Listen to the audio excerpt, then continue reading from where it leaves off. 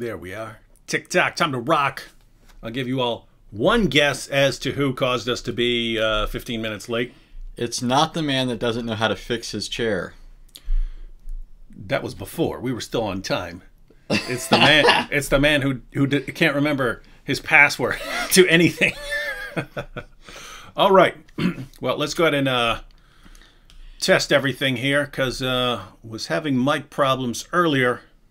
Guys, do you hear us clearly? I was getting some weird feedback from the mic. Just tell us everything is working, and then we're going to get started. Check, check, check, check, check, check, check. Oh, someone said D Wood no sound. I don't believe that. I think that's someone who's messing around. Guys, do we have sound? Just wanted to verify. Okay. Everything's saying sound is good, which means that Snoopsin100 is a troll. Probably the same person who always says there are sound problems in order to distract me and hide user on this channel. It's easy. It's always a click away, ladies and gentlemen. All right. Don't do that again. All right. Ladies. All right. We're getting verification that we have sound. All right.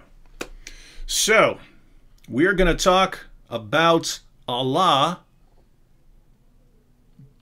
not being all wise, not being all powerful, not being unchanging.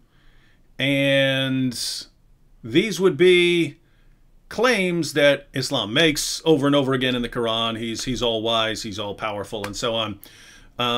But Anthony's going to give you just one argument. Just one argument. There are a bunch. You could give a bunch of these arguments. He's going to give you an argument based on one little passage of the Quran.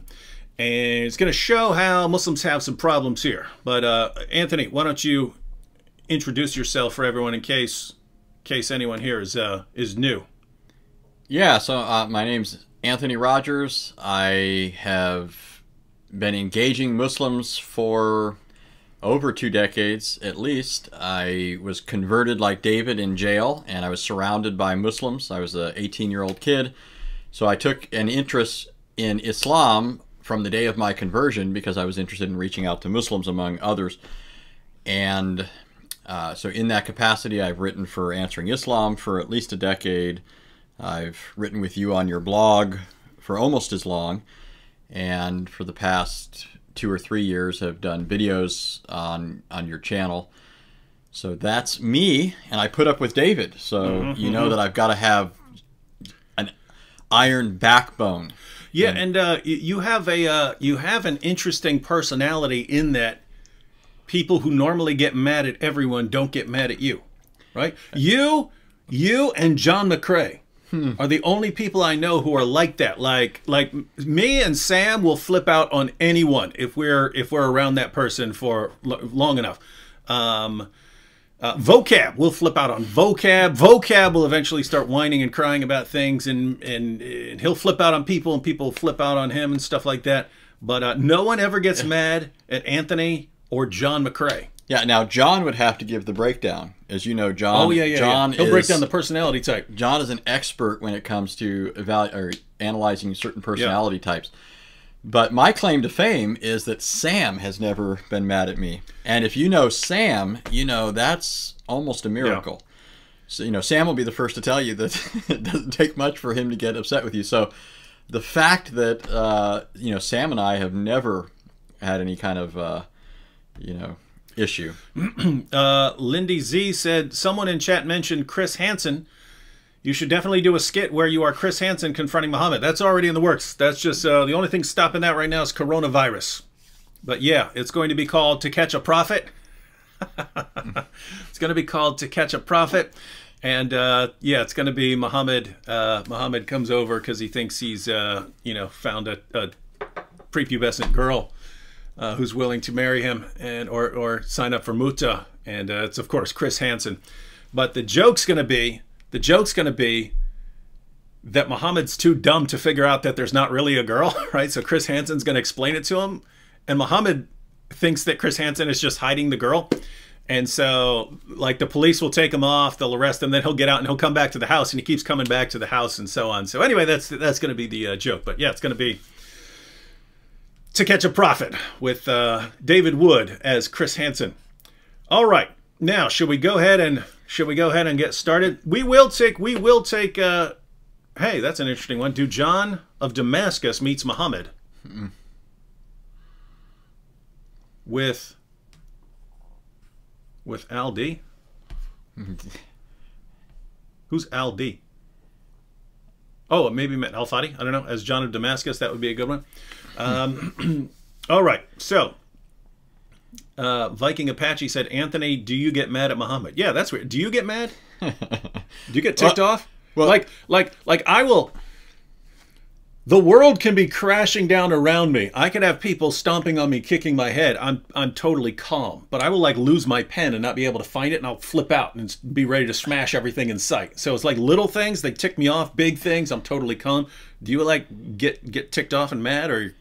I can get animated, but I don't typically get mad. I often tell people when it comes to my wife and I, you and Marie have a perfect, interaction with each other. If anybody hasn't seen David and Marie interact, it's perfect, but they're not the same personality type, right? Well, my wife, if a tree fell into our house and there was a big hole in it, my wife would be immediately in, damage control mode, what are we supposed to do, that sort of thing. I'd be over there thinking, great, now we've got more sunlight. Or, we've got a sunroof in our house, or, something along those lines. There's not much that gets me down. Typically when I see, for example, I was riding up and David dropped a video and I was just laughing hilariously in the car on the way up. At the same time, what David was talking about was horrendous and repugnant, right? So, I have natural revulsion to what I see in Muhammad's character and behavior. And there's a sense in which I am incensed at what he said and taught, and the fact that people imitate his practice, but not, it's not like, I'm not in a rage in that sense. My thought is more, expose Muhammad more because of it than it is to just sort of, but I don't get upset too much at anything. All right, guys. Well, Anthony's argument here will not take up a terribly long amount of time, even with me jumping in and adding my thoughts. So we will be taking some questions along the way. People keep giving me suggestions. You didn't hear on our last live stream with me and Vocab and John McCrae, where you hear that we were planning a horror movie. We're gonna have a. No, I didn't see that one. Yeah, we're going to have a horror movie inside a cave, but it's going to be like an hour and a half full horror movie, but it's about Muhammad receiving his first revelations. Yeah, I can already see where that's going. Yeah. Yeah. It's going to be pretty it's going to be pretty graphically violent and bloody. All right. Okay. So I would start off with this. The argument can be made quickly, but I want to make sure that people are going into this remembering several things. One of the first things that people should remember is Muhammad's initial interest or attraction to Judaism and Christianity. Right? Muhammad was a dyed-in-the-wool pagan. He was a product of pagan parents. He grew up in a pagan tribe that was part of a broader, network of pagan worship. The caravan trade that came into Mecca involved the worship of multiple deities, and Allah was only one of many. But the point is that in that context, if anybody hasn't heard a Jewish person really ridicule and lampoon idolatry, you really haven't heard anything when it comes to just cutting idolatry off at the knees. And the origin of this, of course, is in the Old Testament prophets. You look at the prophets, and you have Isaiah talking about an idolater cutting down a tree. It's one of the coolest passages in the Bible. And then he talks about, it's just, he makes a fire and bakes some bread on it. And then he takes the other part and he bows down and worships it. Yeah, so half of it he uses to make a fire. So the same material that he's constructing a god out of is fuel for the fire. The other half, after he makes it into a god, he bows down to it and says, "You made me," right? So you just see the foolishness of it. And that sort of thing is found throughout the prophets, and it was imitated by the Jews. If you look in the Talmud or other rabbinic literature, you just find this scathing rebuke of idolatry. And this is the context then in which Muhammad is living and moving and having his being in Mecca. the pagans are engaging in ridiculous idolatry, and the Jews are constantly making fun of it. And even though they're in a minority, they're still getting the upper hand when it comes to the rhetoric, the rhetorical battle, right? And so, I mean, that's one factor weighing on Muhammad. Another thing is that the Jews and the Christians have a concrete revelation from God. They don't just have these traditions from the murky past that nobody knows for sure where they came from and what basis they have. And they're also not sufficiently detailed. I mean, they just lack all sorts of things that a person who has a revelation has. Mm-hmm. And so this becomes very attractive to Muhammad. And the Jews, as well as the Christians, believed in prophets who were authoritative spokesmen. And the Jews in particular were still waiting for someone. In fact, they would constantly bring this up in their battles with the Jews and say that, you know, he's going to come and then he's going to aid us against you. He's going to help us overthrow your dominance over us. And so all this is happening, and eventually Muhammad gets the idea. We don't need to go over all of that, right? He gets the idea that he's a prophet, and in fact he's that prophet that they were expecting, the Jews. And so there was a lot about the religion of the Jews that appealed to him, but there was also stuff that he didn't like.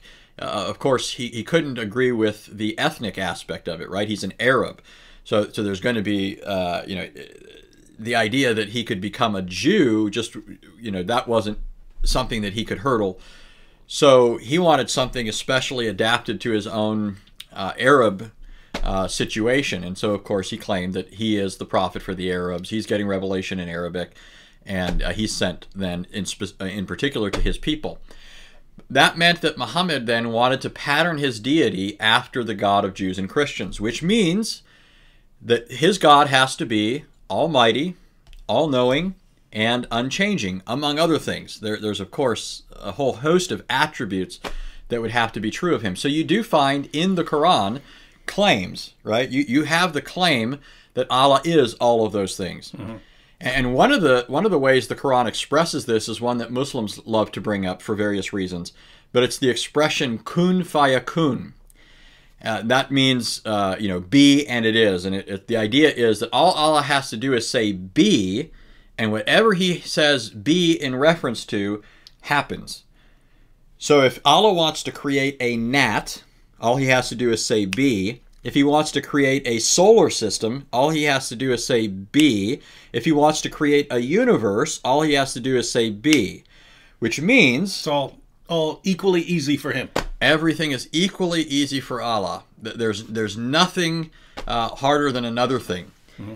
Now, one second there. We've got the Islam critiqued troll, Colin, coming in here talking trash. He says, you think you're the best at pointing out problems with Muhammad's morality? Mm-hmm. I just finished a script that will give you a run for your money. Challenge accepted? Well, Colin, you have to get the challenge right. I didn't say I'm the best at pointing out problems, right? Christian Prince is phenomenal at pointing out problems. Sam Shamoon is phenomenal at pointing out problems. I said I'm the best at mocking. I'm the best mocker. So if you're mocking it better, I'm looking forward to the day when someone can out mock me, because that Islam's really through then. What? No, I'm laughing because I like Islam critique style. It's awesome. Yeah, he has a good dry wit, and I like that. Yeah, and the stuff. I like it because the stuff he's putting out is stuff other people aren't putting out, right? Yeah. Like it's easy to come along and put out the same stuff that everyone that's like you, right? You're putting out stuff that other people aren't putting out there. So yeah, but I recognize that David is the master mocker, which is why sometimes I have this brilliant idea, and I think I got to give this to David because he's going to use it better than I would. He'll do that. So, he'll say, hey, I've got this awesome idea for a video, but you should do it because yeah, I mean, I can just be much more savage. Yeah, yeah. So I can detect certain problems, but some things deserve a certain touch. So. Mm-hmm. All right, Islam critique challenge accepted. And by the way, you can come on live if you want to discuss it after you post it. We could even play clips of it and discuss it and see where you're going. And Child of Jesus Christ says, Sir David, I've shared your video to my Muslim teacher in Malaysia, and she told me she will check whether you are correct or not. Spoiler alert, I am correct. If she doesn't notice that, then tell her to check that again. All right, Anthony. Okay, so that was the setup. So what I'm driving at won't be surprising to people. Muhammad at heart is a pagan, but he's claiming that he's a prophet of the God of the Jews and Christians. He is a inspired individual. His revelations have their origin with Allah, which means then that they're going to be free of the stain of paganism. Any kind of paganism that otherwise affected Muhammad would be overcome by virtue of the fact that the origin of his revelations are from Allah, not at all from himself. And of course, the Islamic sources claim that Muhammad was purified, right?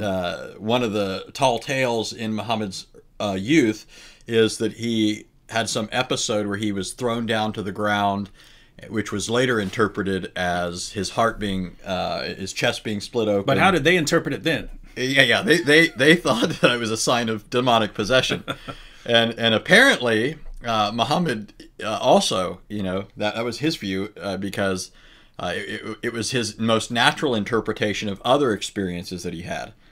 Right. In particular, his experience in the cave on Mount Hira.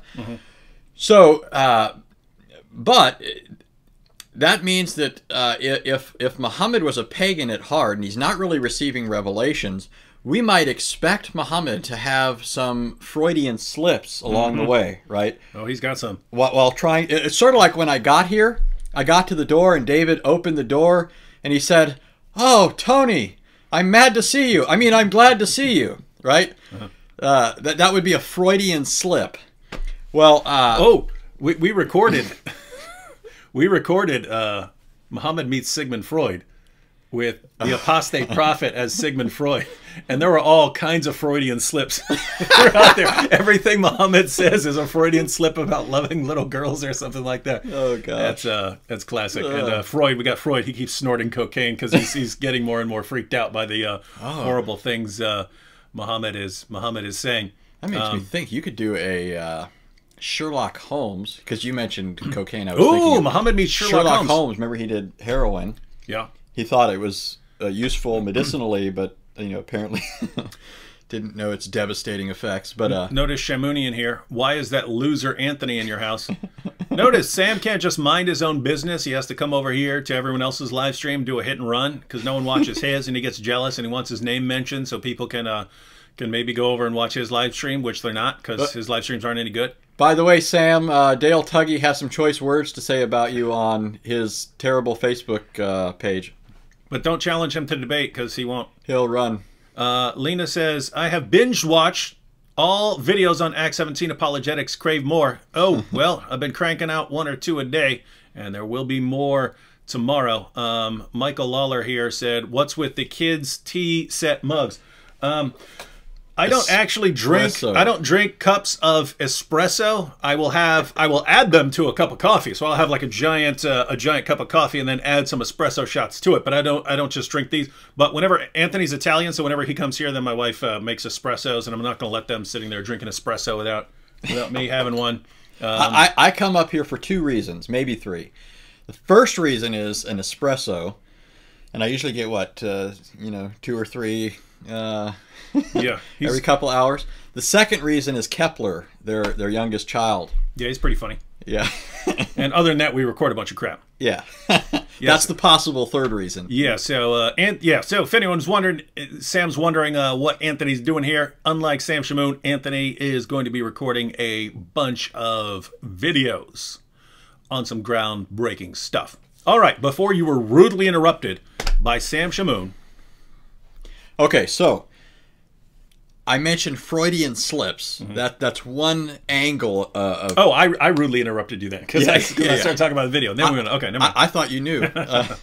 So that's one way of looking at what I'm about to talk about. Another way of looking at it is Muhammad, while claiming to be speaking for the same God who revealed himself to the prophets in the prophetic scriptures, taught things that were more in line with his pagan background, and then later had to be corrected on them by the Jews. And you actually find this all throughout the Islamic sources. A lot of the present beliefs that Muslims hold were not the original beliefs of Muhammad or his companions. And that's because, not because Allah came along and said, Muhammad, this is wrong, you need to change this. The fact of the matter is, it was usually the Jews who were the catalyst for Muhammad's new insight. Yeah, you see this a lot in the Hadith. So guys, just to be clear here, right? Muhammad's teaching his companions something. They're all going around doing what Muhammad taught. And then the Jews come along and say, what are you doing? You don't know how pagan that is? And then Muhammad like, yeah, here's the way we do it now. And it'll be exactly what the Jews told him to do. Yeah. Right? So the order is not Allah revealing things to Muhammad and then making it known to his companions and the Jews and others in Arabia.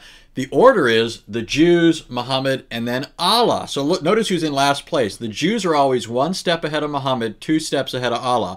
Allah's always the last to arrive on the scene and speak accurately, right? And he's basically walking in the footsteps of the Jews that were already, walked in by Muhammad before him. So here's an example of that. David's done a video which I think is one of his best. Unfortunately, it was in the earlier days of his YouTube forays. I was just getting a request. I mean, I get these requests pretty regularly, but just like, and maybe an hour or two before you got here, someone was saying, could you re-upload those other videos? Because people don't see them now. They don't get recommended now. And so could you re-upload those earlier videos? But I've actually been thinking about re-recording some of those earlier videos because I had a crap camera. Right. I had a crap mic. Everything was garbage. It's low resolution. Whereas now can record everything, re-record everything. So not for all the videos, but for maybe the my 10, if I picked out like my 10 or 15 favorite videos from years ago, like Who Killed Muhammad. That one's got over, some of these videos have over 1 million views and stuff like that. That one's got 1 point something million, stuff like that. But when I look at it, I'm like, the camera is horrible. The mic is horrible. There's all this background noise. And so, yeah, I think I could do a much more epic job today. So, yep, that's, but yeah, one of them that I would like to redo is Allah swearing by everything and committing shirk. Yeah. So in that video, the main focus is on the fact that Allah, who's supposedly transcendent, absolute, the creator and maker of everything, he's swearing by created things.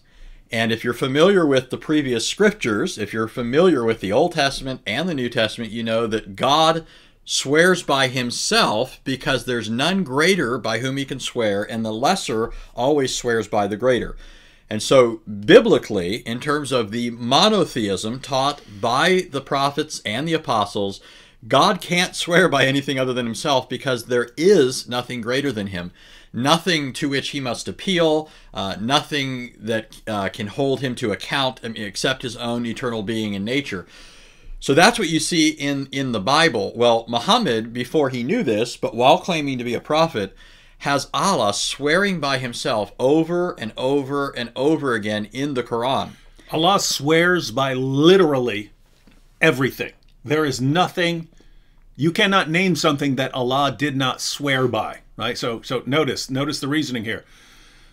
According to Muhammad, after the Jews corrected him, according to Muhammad, if you swear by anything other than God, you have associated it as a partner with God. If you say, I swear by this, you're calling upon that thing. You're calling upon that thing to somehow be a kind of judge and enforcer over what you've said, right? So Muhammad eventually said, hey, Allah is the only one you should be appealing to that. He's the only one that can, hear this. He's the only one that can enforce it. He's the only, you don't be calling on all these other things. So if you swear by anything other than Allah, you're associating as a partner with Allah. And so the point of the video was, yes, in the Quran, Allah swears by everything. Allah's constantly, I swear by this, I swear by that, I swear by the pen, I swear by the stars, swear by the moon, swear by this, swear by that, swear by this. And there's even a passage where he says, I swear by the seen and the unseen. Well, guess what? There's only two categories of things, seen and unseen, right? So if he's swearing by both, everything that's seen and everything that's unseen, Allah has sworn by everything, and therefore, according to Muhammad, Allah has associated everything as a partner with himself, and Islam is thus not monotheistic, it's pantheistic. Like everything you see is God. Yeah, so let me read the hadith just so people know that this comes from the Muslim sources. So this is from Sunan an-Nasai. It's from Volume 4, Book 35, number 3804. It says, it was narrated from Abdullah bin Yasar from Qatala, a woman from Juhayna, that a Jew came to the Prophet and said, you are setting up rivals to Allah and associating others with him. You say, whatever Allah wills, and you will, and you say, by the Kaaba. So when you say buy something here, like by the Kaaba, you're saying, I say it by the Kaaba. That's a way of swearing. You're swearing by the Kaaba. Right. And so here's how it concludes. So the Prophet commanded them, meaning his companions, if they wanted to swear an oath, to say by the Lord of the Kaaba, and to say whatever Allah wills, then whatever you will. So there's actually two issues here. We're just focusing on the fact that it's the Jews that are the catalysts for this insight and subsequent command, a change of command from originally allowing the practice of swearing by created things, and all they're doing in this case is following Allah's bad example, right? But now the Jews, having corrected Muhammad, and remember, this is dealing with shirk. This isn't one of the minor sins. Muslims talk about major sins and minor sins. And it's not even one major sin among many. This is the worst sin according to the Quran. Surah 348, Surah 3:116 both say that the sin of shirk, associating partners with Allah, is unforgivable. Well, here is a Jew correcting Muhammad, Allah's greatest prophet, who came to rid the world of shirk. Right? I mean, what need do we have of Muhammad if he has to be corrected by the Jews on this fundamental issue? I mean, this already unravels the entire, claim of Islam. So this gives you an idea. Muhammad was in fact a pagan. He was not a prophet. He was not pagan receiving. What's that? That sounds like a cool video. Pagan at heart. Yeah. Yeah. Okay. I've also been planning to do something maybe here in the next couple days. I think you and I have talked about this before. I don't want to say, I'm not sure what to call it. Maybe replacement paganism, where Muhammad takes the paganism of his time, but he ends up giving them a replacement that's kind of the same thing. So, for instance, the birds, right? Yeah, we talked about that. So, ladies and gentlemen, you have the famous story of the Satanic verses, where Muhammad received a revelation that was part of the Quran, saying that you could pray to three pagan goddesses, Alat, Alus, and Manat, and these are called the exalted cranes, whose intercession is to be hoped for. So notice it's these three pagan like bird goddesses, and the idea, if they're these like bird goddesses, then they can fly back and forth between you and Allah, interceding for you that way, right? Now, every Muslim on the planet would immediately recognize that as absolute, indisputable paganism. Right? You've got all these intercessory birds flying in between you and Allah? What is this pagan nonsense, right? Every Muslim will recognize it until you show him that his prophet actually replaced it with a different kind of bird intercessors. Right?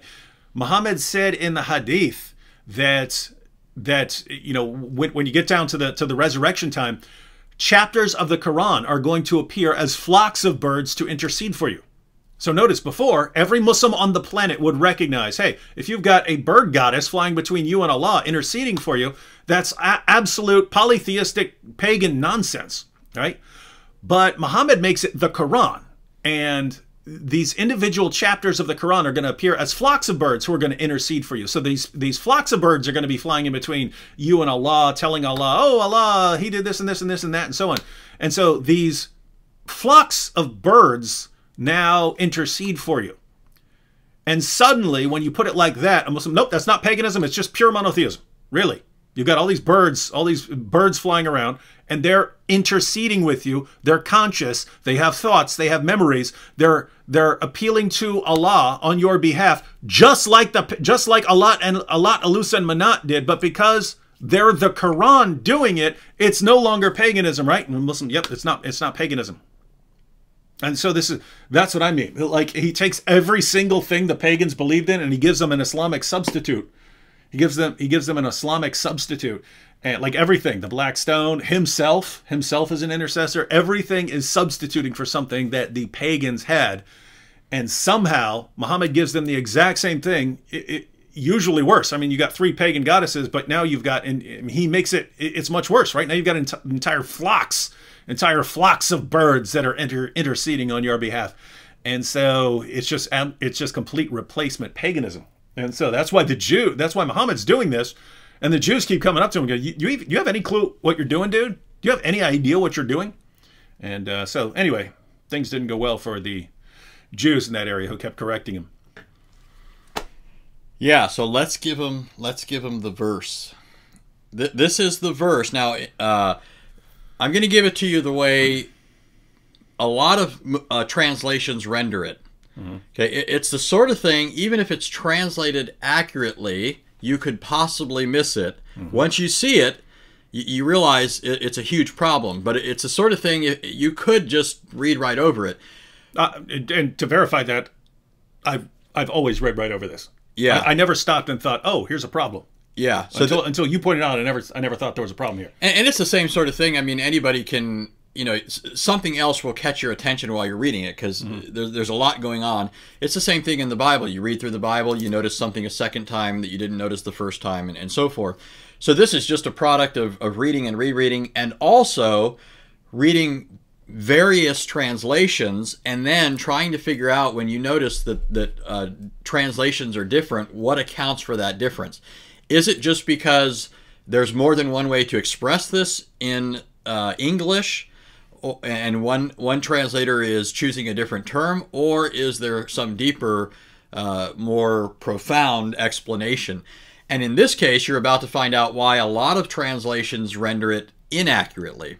So I'm going to read, I'll read one. Maybe there's some that David wants to read, but this is Shakir's translation. Uh-huh. Okay, so this is a standard translation of the Quran. This is Surah 30, verse 27. It says, "And he it is," talking about Allah, "who originates the creation, then reproduces it, and it's easy to him, and his are the most exalted attributes in the heavens and the earth, and he is the mighty, the wise." Now, contextually, what's going on here is Allah, supposedly, is answering the pagans who are mocking the idea of the resurrection. To them, this is an absurd notion. And so what Allah is supposedly doing here is giving them a logical reply. He's saying, in effect, I created things the first time, and so when I reproduce them, it's going to be easy for me, right? I did it before, and it's a piece of cake, right? That's the gist of it. And remember, I mean, the Islamic sources say Allah's almighty. In fact, this verse says at the end that Allah is the mighty, the wise. And the idea there is he's almighty, he's all wise. In fact, that's how some other translations render it. So here is a verse that addresses an act of Allah's power, and in the process also claims that he is all-powerful. But the problem is, that's not what the verse actually says. Mm-hmm. The Arabic word that's used there for the word easy is ahwanu, and it means easier. And so here's what the verse is literally saying. This is, I'm using now the translation of Dr. Mustafa Khattab. So again, this is Surah 30, verse 27. This is the clear Quran, the so-called clear Quran, by the way. I don't know why he would choose to call it the clear Quran when the Quran is the most incredibly ambiguous book on the planet. But his translation, called the clear Quran, has it this way. He is the one who originates the creation, then will resurrect it, which is even easier for him. Mm-hmm. Now help me out here, David. I thought we already established that there's nothing harder for Allah than another thing. Everything is equally easy for him, because when he does something, all he has to do is say be. It's not any harder to say be in one case than to say be in another case. If Allah has absolute power, there's no resistance to his power. It's not as if he has to overcome some kind of resistance. If Allah is all powerful, then even speak in terms of greater or lesser degrees of difficulty already is unintelligible, right? So just to be clear here, ladies and gentlemen, the Quran is talking about two things: creation, right? Creation, and then the resurrection. And Allah says that the resurrection is going to be easier than the creation. Resurrecting everything is going to be easier than creating it in the first place. And I see, because I have a bunch of translations in front of me, I see a bunch of translations that translate it as easy or simple or most easy, but then I see a bunch which give the literal translation that it's actually easier. Right. It's easier for him to resurrect it than to create it. But so Anthony's pointing out, think about the implication there. All he has to do to create something is say be, and it pops into existence. And he's saying it's easier for him to resurrect something. And there it sounds like, well, I've already created everything. It's even easier for me to resurrect things. And so that almost makes it sound like, well, I've already, I've had some practice. Yeah. I've had some practice before, and so now I've learned, and now I can do it. But Allah hit the gym. Yeah. So if it's easier for him to resurrect than to create, then that means it was harder for him to create than it is to resurrect. So something is harder for him, and so those are some issues. Those are comparative terms. If you say easier with respect to one thing, you're saying the other thing was harder by comparison. Now another thing, just to sort of sync these a bit, the Quran is not presenting resurrection as something other than creation. This is just a second act of creation. The literal Arabic actually says he will reproduce it, meaning he's going to do the same thing over again. So it's the same act that this time is going to be easier. So resurrection, I mean, we might think, okay, well, these things are creating everything anew. Yeah, so it's just another occasion when he's going to do the same thing. But the point is that he's already done it once before. And the suggestion is, just think about it. This is the way a person would naturally think with respect to himself, right? Or any other finite deity. If you do something, the next time you do it is probably going to be easier. Certainly, the more often you do it, it's going to become easier, right? And so what should be happening is, if Allah's the one speaking, then it would simply say easy. It'll be easy for him. But if Muhammad's the one thinking and accidentally has a Freudian slip, right? The paganism that he's trying to cloak in the guise of Jewish and Christian monotheism, that cloak has sort of brushed aside like Zainab's robe or something, right? And now the paganism is being exposed. Muhammad has expressed himself as a pagan would, instead of how he should have if he were in fact literally verbally dictating or reciting what Allah had revealed to him. Now I see you're laughing, so somebody must have made some comment. I'm laughing. Several people have posted something along these lines. Conal says, then he doesn't say be, he only says buh, making it easier. He doesn't say the whole be. It's got to be easier. So that's funny. I wouldn't have got that initially. Yeah, but now, what do you think, David? What do you think when Muslims run into a statement of the Quran? So, of course, I mean, I'm not the. I think I'm the first person that I know of apologetically who's noticed this. I'm not so arrogant as to think nobody has noticed this, but I've never heard, and I've read and listened to people, so I think I'm pretty well familiar with a lot of stuff out there, but. I'm sure that Muslims have to have seen this, right? Yeah, so, actually, we've got some dispute from Nona Bubble here. and we could probably ask some of the Arabs, some of the Arab speaking, both Muslims and Christians, and anyone else, atheists, whoever, in the chat who want to comment on this. But Nona says in Arabic there's no easy, easier. Easier. There's only easiest. I think she meant there. There is only 2 degrees. It's either easy or easiest. I got some problems because we got all sorts of commentaries and all kinds of translators who say it's easier. I know Arabic has a comparative, like Allahu Akbar is not God is great or even God is greatest. It's God is greater. Right. And so you've got the comparative. So everyone, Nona Bubble here is saying that there's no comparative of... Let me make a couple of observations here. If you go online to the IslamAwakened.com website and you select the link at the top called Quran, you scroll down to Surah 30:27, and then you go to the... if you scroll up here... Why are you pointing to it? They can't see where you're pointing. But I'm telling you in case you want to do this. But and then, so if you go to Surah 30:27, you'll notice a row of 4 columns there. If you press the word for word column... It says easier. Right. And yeah, then matter of fact, I can put this on the screen. Yeah.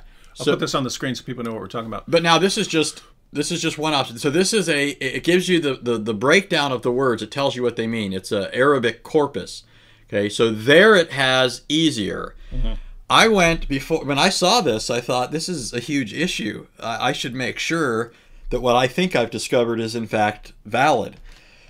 So I went, first of all, I just texted Al-Fadi, right? I texted him because he's a native Arabic speaker, and he said, you're right. And then he went and checked a bunch of Arabic commentaries, and he said, they all agree with you, right? And then... now I'm going to make a video on this. This is, we're doing a live stream now, but I'm going to make a more succinct video, just sort of distilling a lot of this. I searched. One of the things I like to do in my videos is I like to find Muslims who are making certain observations that I'm making, so people can't, use the Arabic trump card and say you don't speak Arabic, or other excuses that people make. And I have videos of Muslim scholars who are trying to deal with this verse. So this isn't me making up a meaning for an Arabic term. It's on the you can find it in standard reference works, you can find it in the commentators, you find it in Muslim scholars. Nobody, I think, who's ever heard Yasser Qadi would accuse him of not knowing Arabic, for example. Yeah, actually, Joe is putting easy, easier, easiest, and he's putting the Arabic words there. Guys, you Arabic speakers, look at what's up on the screen. So you have the Arabic of the verse there, and then you have the literal. So they just translate it word by word, giving the literal translation, and they translate this part as it is, and it is easier for him, and for him is the description. So. Yeah, and there's even a further breakdown. I won't have you go there, but if you use this tool, you'll eventually notice there's another way to look at the breakdown of various words, and it shows you that the word means easier. It's ahwanu. Now, so that's not how Muslims who are scholars try to deal with the verse, right? They know that the word means easier. And they try to explain some reason for it. Right. And what do you call that? The miracle of reinterpretation. That's right. And so what you normally find in the commentators is not somebody making the claim that the word doesn't really mean easier. What you have them doing is trying to reinterpret what Allah is doing here. And so the classic response is from Ibn Abbas. Okay, so notice this. Ibn Abbas is trying to deal with this issue. Why would Ibn Abbas, of all people, right? He is the cousin of Muhammad. Do you think he knew Arabic? I'd say he probably knew it pretty good. Yeah. So Ibn Abbas is trying to deal with this, and here was his argument. He says what Allah is doing here is he's saying, if, this is what he means, right? If it were hard for him the first time, then it would be easier for him the second time. Because whenever somebody does something, it's easier the second time than it is the first time. So Ibn Abbas is presupposing that it means easier. And if Ibn Abbas doesn't know Arabic, then I'm afraid nobody else does, right? I mean, he certainly knows the Quranic Arabic better than anyone else does. He's the cousin of Muhammad. And so, but notice, this is not what the Quran says, right? This is a reinterpretation of the Quran. Ibn Abbas has to add words to the verse in order to make it consistent with what Ibn Abbas knows would have to be the actual expression if he was going to say something that's consistent with his absolute power, right? So Ibn Abbas knows that the verse, as it is stated in the Quran, does not communicate accurately. So notice, though, what ends up happening if you follow Ibn Abbas. Right? Not only do you now have Allah expressing himself in a way that exposes that he's not really all-powerful, but now what you're doing is you're tacitly admitting that Allah did not express himself in the best way. But don't Muslims also say that Allah is all-wise? Doesn't the verse say Allah is all-wise? Yeah, and you might want to include this when you discuss. He claims to be the best of all communicators, right? He's constantly saying how clear he is. Just to I'm sure those of you who've been following the chat have seen that you had multiple Arabic speakers confirm that it says easier here, and thus the literal translation right here is correct, and Ibn Abbas was correct. Yeah, so Muhammad's companion, his cousin, whose interpretations of the Quran are, vastly sought after, right? I mean, Ibn Abbas was not a chump. So Ibn Abbas is a heavyweight when it comes to our knowledge of the Quran and early traditions about Muhammad. So Ibn Abbas took for granted that this is the meaning of the word, didn't even try to deal with it by denying its obvious meaning. Rather, what he tried to do was give the verse an interpretation that would get Allah off the hook. The problem is that his interpretation requires restating what Allah says, not changing the meaning of the word, but restating it in a different argument, right? He basically turns it into a different argument. What Allah says in the Quran is, he created things the first time, so reproducing it will be easier for him. He didn't say, if it was hard the first time. That's a conditional statement, right? If it were hard the first time, then the next time it would be easier. No, what he says is, in fact, it was something he did the first time, and it will be easier the second time. Guys, you getting all that? So, Ibn Abbas, who learned the Quran from the man himself. Ibn Abbas learns the Quran from his cousin Muhammad himself. He's the guy who starts the field of Quranic studies. He writes his tafsir on the Quran. And he realizes it's very strange to say that the new creation, resurrecting everything, is easier for Allah than creating it, because to create it, all he had to do was say be, and then created everything. So what's going to be easier than that? So Ibn Abbas says, what Allah really means here is that if it had been hard for him to create, which it wasn't, but if it had been, then it would have been easier for him the second time around, because he would have learned something. But that's not what Allah is saying. He's just saying if it had been hard, then it would be easier this time.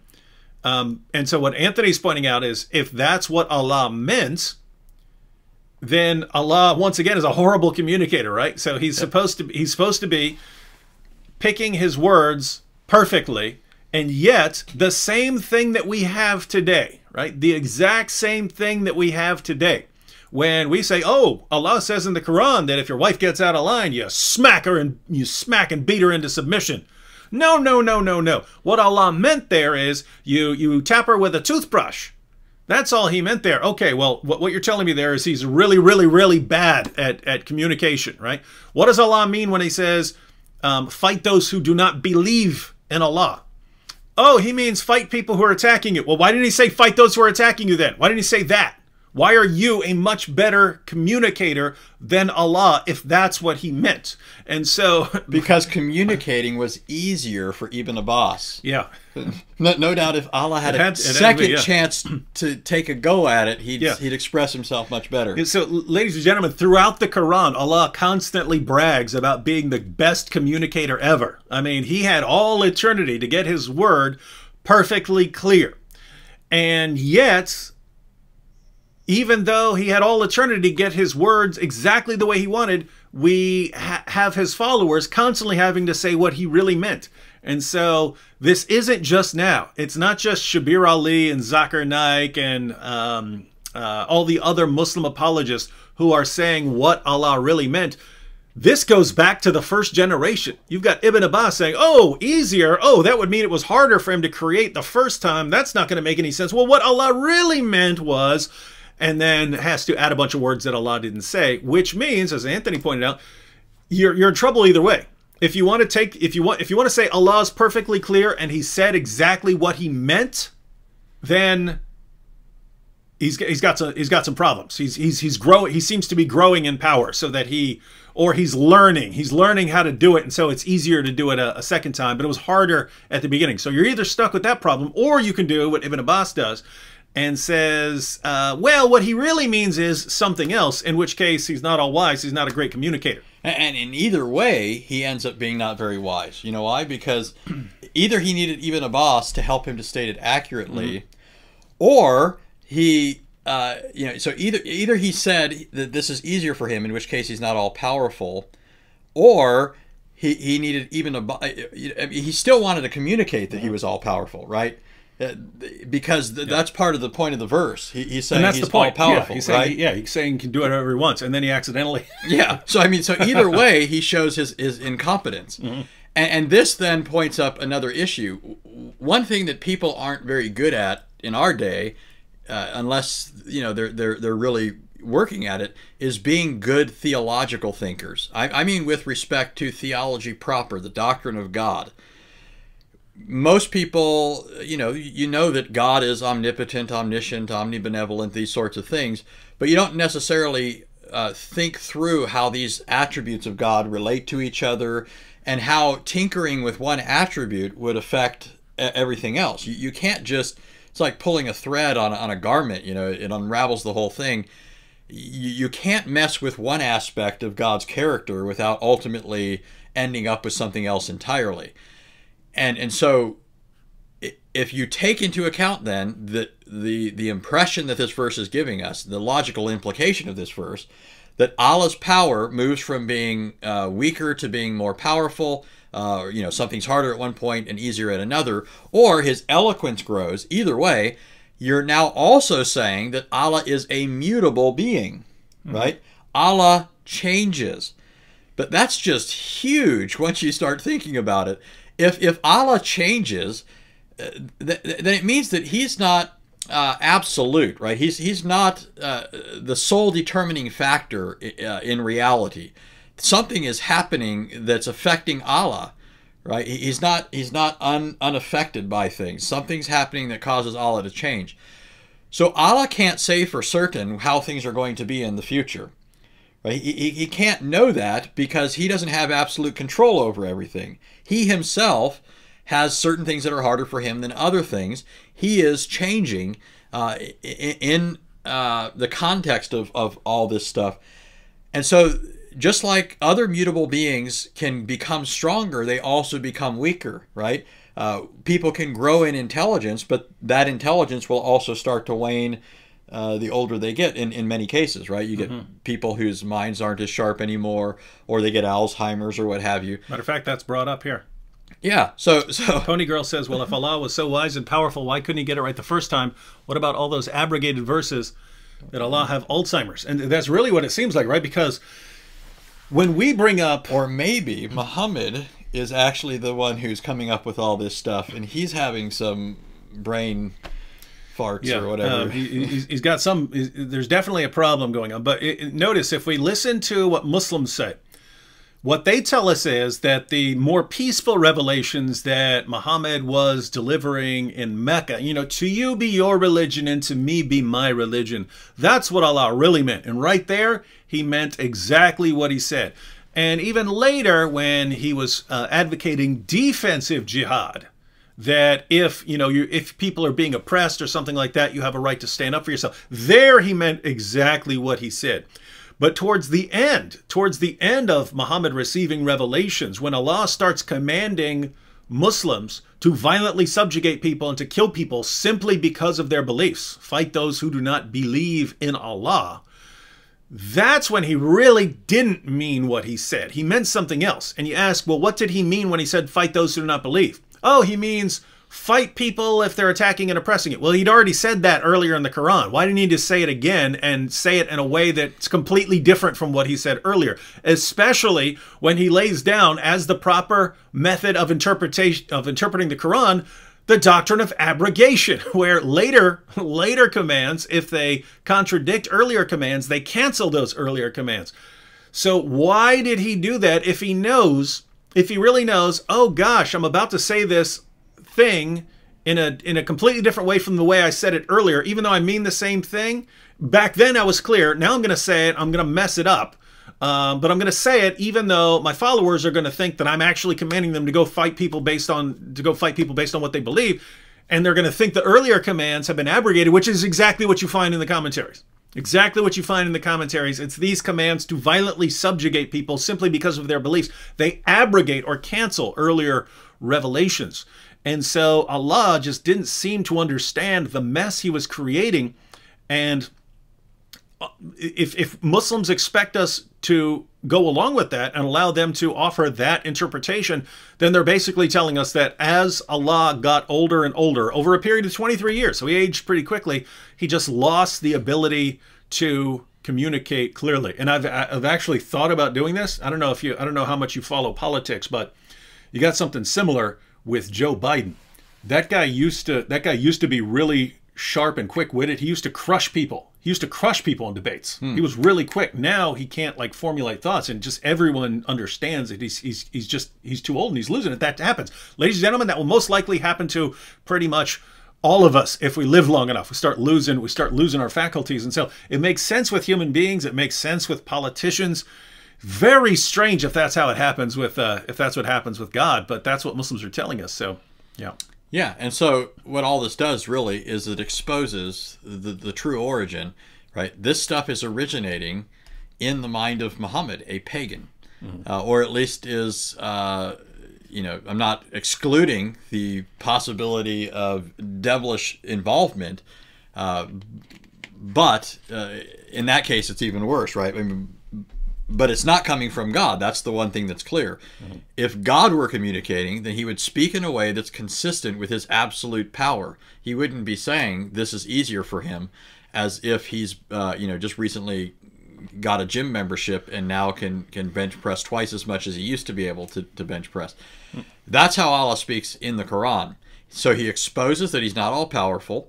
He's not all wise because he's trying to say he's all powerful, even if he isn't. But he ends up saying that he's not all powerful, and he's not even wise enough, or as wise as Ibn Abbas. Notice, it's not just that Allah's wisdom isn't perfect and still has the potential to become greater. Ibn Abbas expresses it better than Allah did, right? If that's what Allah wanted to say, why was it so easy for Ibn Abbas but not for Allah? So Allah is no wiser in his choice of or manner of expressing himself than the cousin of Muhammad, another pagan, by the way. And this all implies that Allah is a mutable, changeable being. Now, here's my question. Okay, this really already lays out the problem. But I was telling David about this earlier. One of the things that I like to do, I've often thought, if I didn't pursue the vocation that I did, and for those that don't know, I serve as I'm a pastor of prisons. I go into the prisons throughout the state I live in. So that's what I do vocationally. But if I didn't do that, one thing I would love to do is be a detective. I'd love to try and figure out cases, especially cold cases. I loved watching the other day when you had J. Warner Wallace. yeah, J. Warner Wallace on. I just remember thinking that's the coolest job ever, you know. But so what and David can attest to you that I think this way and have done so on other occasions, and it's led to some insights with respect to the development of Islam. But remember how I started out this broadcast? I mentioned that Muhammad often had to be corrected by the Jews. So Muhammad's final insights are the product of Jews correcting him. His initial insights were pagan to the core. His better and later insights were often the product of Jewish correction. Okay, and I don't mean here, you know, things like his command to engage in jihad or something like that. I'm talking about his better theological insights that are more consistent with monotheism. He never did weed out all of the paganism. It's still there. It's all over the place. But the Jews, every step of the way, are just, you know, poking fun at Muhammad. They're putting their fingers on things, and Muhammad changing them. So I thought to myself, well, why is this problem still here in the Quran? Why did Muhammad never correct this problem? Why don't we ever have an account from the Jews? And it's possible that somebody just didn't record something, but I'm still thinking, I'm trying to figure out, why isn't there anything indicating that the Jews came along? They were so good at other times, right? Coming along, Muhammad, you're engaging in shirk. You're swearing by created things. You know, you're associating yourself with Allah when you say, as Allah wills and I will, right? As if you are to be coordinated with Allah in you know, in your will. And so this is occurring to me, and I start thinking, well, wait a minute. Maybe there weren't any Jews left around at the time that Muhammad gave this revelation. Maybe Allah didn't have the foresight to keep the Jews around since they proved to be his greatest teachers. Right? If Allah and Muhammad are constantly learning at the feet of the Jews, then it would have made sense for Allah to keep the Jews around. But eventually, Muhammad kills Jews or drives them from Arabia, right? Or he kicks them off their land or what have you. So maybe, I'm thinking, maybe there were no Jews around to correct Muhammad. But then I hit a snag, and again, I was telling David about this. I hit a snag because if you look at the period of revelation where Surah 30 falls, Surah 30 is a Meccan surah, which means it came before his hijrah, his migration to Medina. And so that also means that it came before Muhammad waylaid the Jews. But then I did some more digging. I kept digging. What most people don't know is that while we classify surahs according to their period of revelation, right? A surah either comes from the pre-Hijrah period and is called a Meccan surah, usually meaning that it was revealed in Mecca, but some of them were revealed outside of Mecca, but it's that period when Muhammad still lived in Mecca, right? The post-Hijrah surahs are referred to as Medinan surahs. So most people think if you've got a Meccan surah, then the entire surah is from the Meccan period. But that's not actually correct. And I'm not just saying, you know, what Christians will say. This is what Muslims will tell you.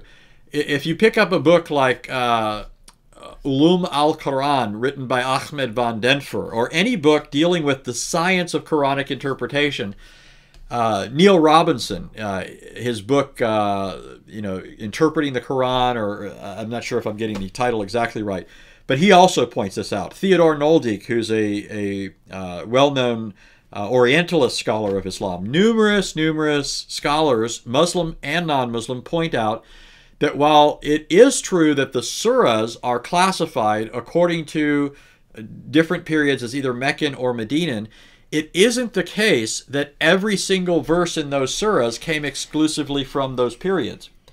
In fact, some verses from the later period were added by Muhammad to surahs from the earlier period. Muhammad would say, he'd get a verse and he'd say, okay, put this in that surah.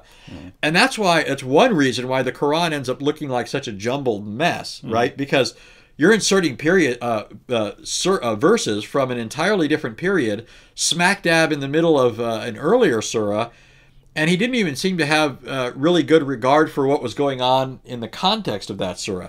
So let me just read something from Ahmed van Denver real quick, just so you see what I'm talking about. So this is a Muslim. This is from his book Ulum al-Quran, page 89. He says, many surahs of the Quran do contain material from both periods of revelation, and in some cases there exists difference of opinion among scholars concerning the classification of a particular passage. So the surah can be Meccan, while a verse could have come from the Medinan period. Now, that's just part of the puzzle. This here's another statement, and this actually brings the whole argument full circle. This comes from the Study Quran. It's produced by Muslim scholars, and this is found in their footnote on page or on verse 27 of Surah 30. They say, all commentators agree that Al-Rum, that's Surah 30, was revealed during the Meccan period, although some Muslim scholars maintain that verses 27 and 28 are from the Medinan period. Now notice, people, I mean, if my method here was arbitrary, what is the likelihood of it answering so exactly to this method that I'm saying was so true of Muhammad in all these other cases, right? I didn't know ahead of time that this was the answer. I looked at the pattern of Muhammad's, his method. In past cases, this final view of Muhammad was a result of Muhammad first teaching stupid paganism, then being corrected by the Jews, and then finally Allah gets a bright idea and tells Muhammad, no, Muhammad, let's do it this way. I think the Jews have something there, right? Mm-hmm. So, and by the way, why does Allah not appear to have any better knowledge of the previous scriptures than Muhammad did? Mm-hmm. Right? It's one thing to say that Muhammad was illiterate. Remember, what do Muslims say? How does Muhammad know the content of the previous scriptures if he's not receiving revelation from Allah? Right? We're not claiming that Muhammad was quoting the previous scriptures, but he does claim, they do say, oh, he's giving the stories of the previous prophets, he's doing all these things. Well, all that just reflects the oral culture Muhammad lived in, where he heard and overheard things. And that's in the Quran as well, right? He keeps getting accused. You're just hearing this from these other people, and you're talking to this guy, and that's where you're copying your stories from. Yeah. So all I'm getting at here is that this is the order of things. Muhammad says something dumb, the Jews correct him, Allah finally learns, and the revelation changes. Okay, so then I see this new problem, which is obviously pagan. What Allah goes from being now you're being scientific, right? Yeah. Now you've got a hypothesis. This is how it works. Therefore, I've got this situation. Therefore, it should play out like this. And you come up with your hypothesis. This is actually going to be not Meccan but Medinan.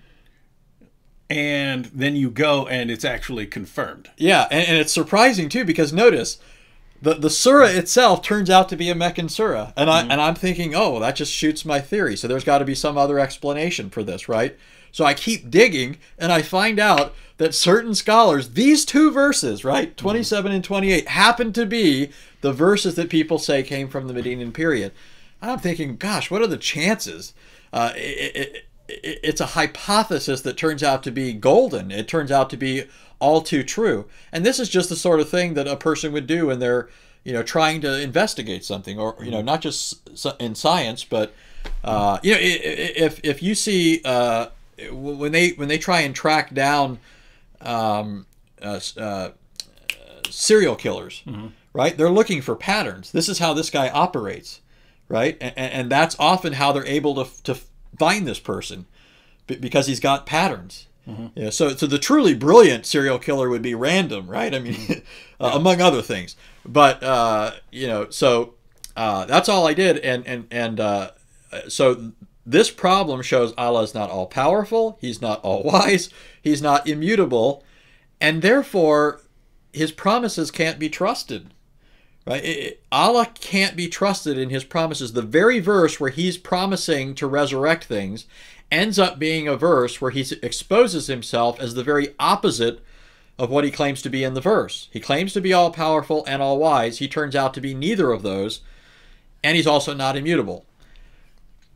And there's not a good reason to think he's going to become wiser in the future, rather No. than No, if he's getting worse.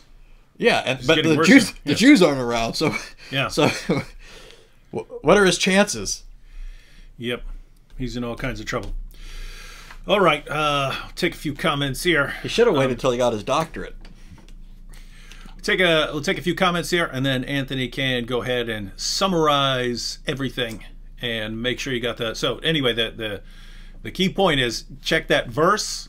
Go through some translations. Look at some translations like Hillel Khan, Pickthall. They give the translation as easier, and learn to make that point.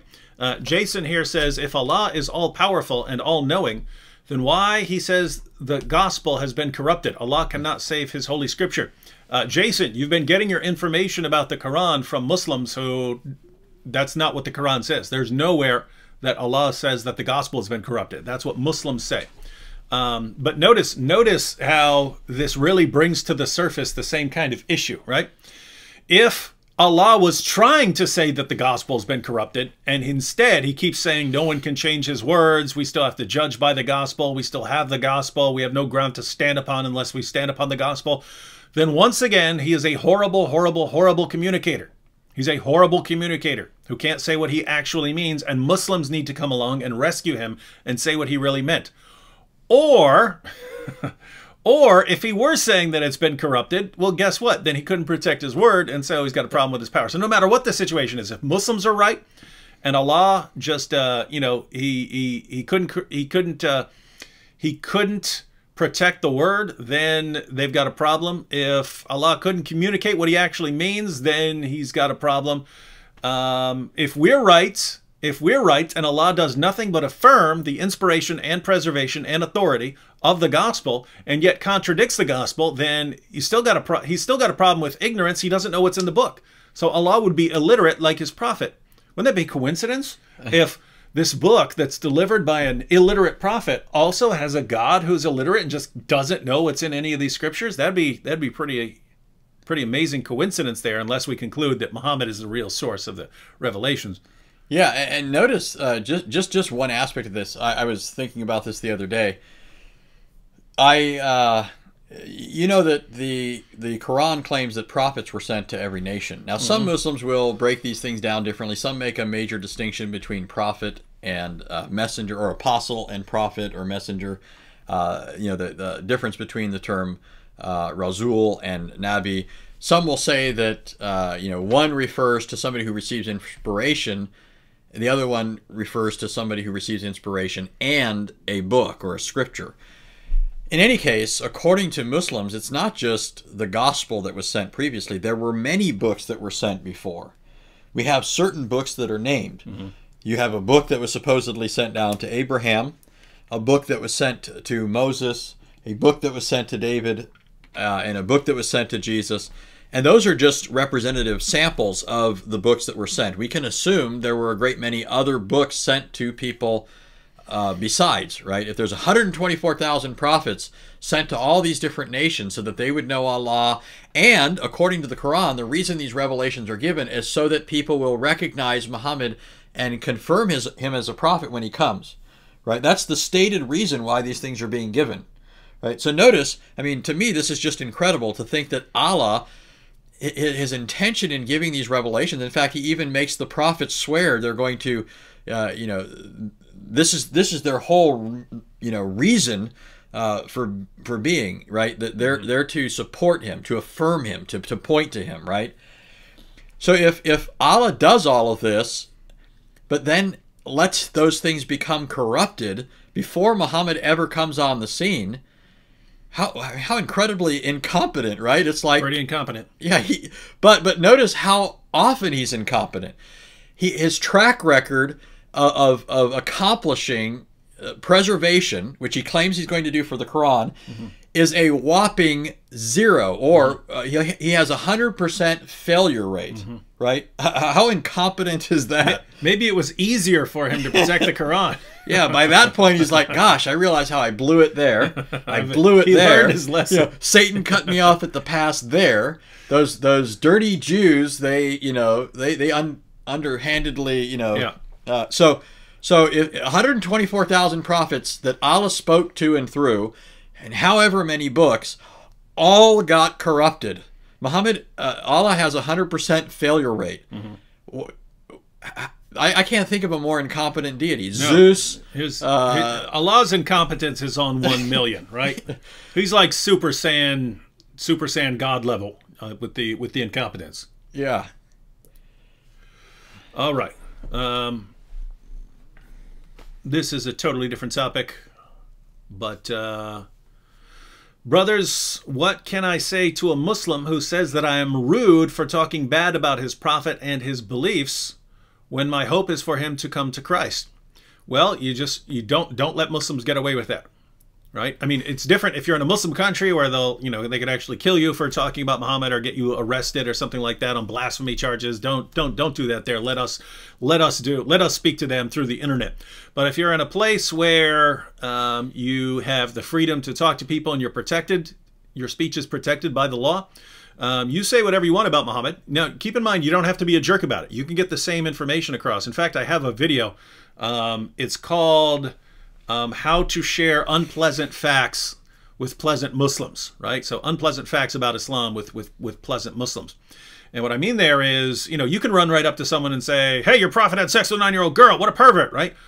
But you could present that same information in a way that's more likely to keep the conversation going. So, you could say, hey, you told me that Muhammad is the greatest man ever, and I was looking at some of your sources, and here's some of the stuff I found. I was wondering, could you tell me what you think about this?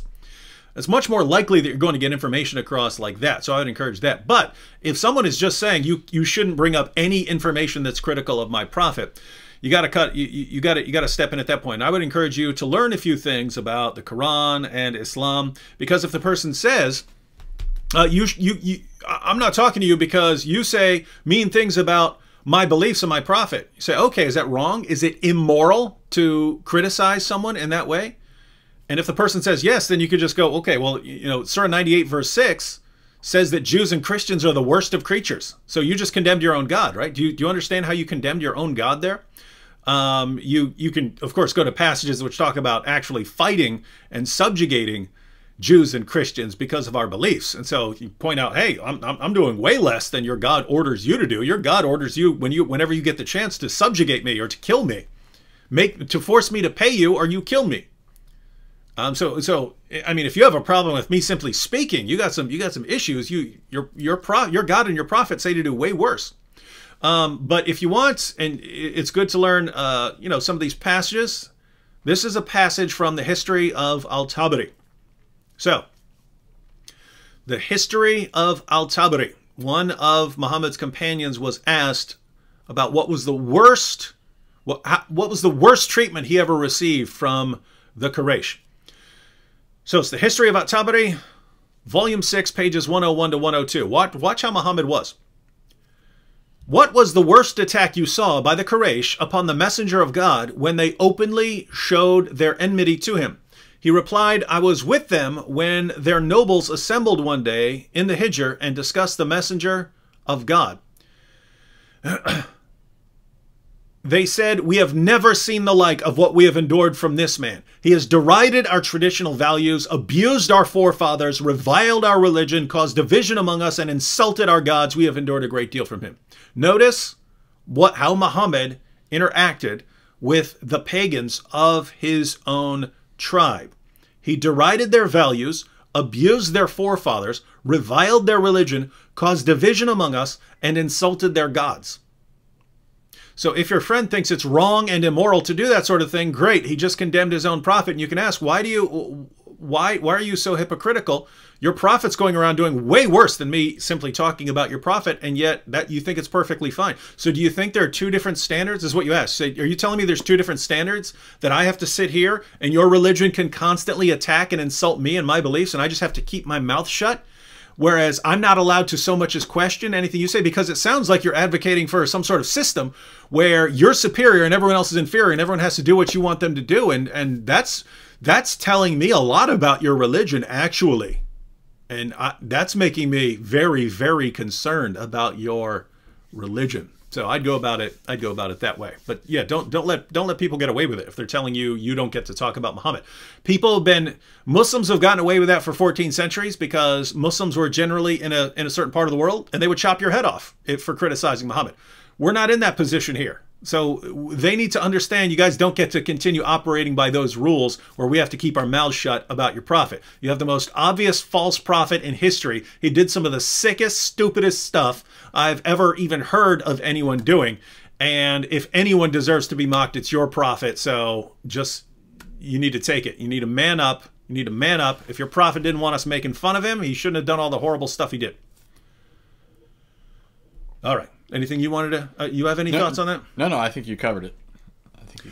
All right. Well, I guess we could, we should probably check the super chats over here. All right, guys, we're going to check the super chats. We're going to respond to the super chats, and then we're going to cut out. But we should be back tomorrow night, right? Yeah. We'll be back. We'll be back live again tomorrow night. In fact, if you guys have a specific topic that you'd like us to cover for tomorrow, let us know. Not in the chat because we're not.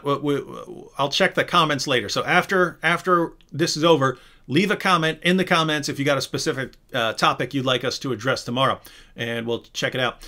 All right, let's check out some of the super chats. Probably won't get through all of these because we got work to do. We're here to work, not sit around doing nothing, which is what Anthony's trying to do. He's trying to just go live the entire time. Marilyn Murphy says, if Allah is the best of deceivers, then no one in their right mind would pay heed to anything he says. Yeah, but believe it or not, some of the early Muslims started to realize that, right? So they realized you've got Allah in the Quran constantly bragging about being the best of deceivers. And so the result was that Abu Bakr, Muhammad's closest companion, said, if I had one foot in paradise, I would still fear Allah's deception.